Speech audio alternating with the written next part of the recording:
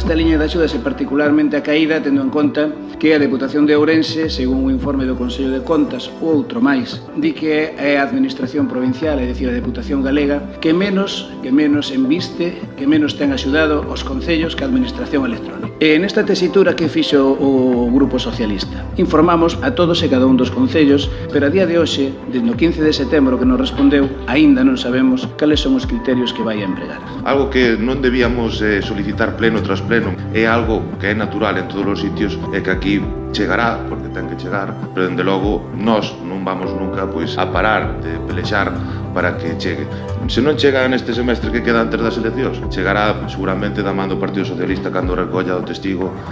para o goberno desta Diputación, e o primeiro que se fará, como temos comprometido, será traer xustiza e igualdade a esta provincia e progreso, que é o que necesitamos.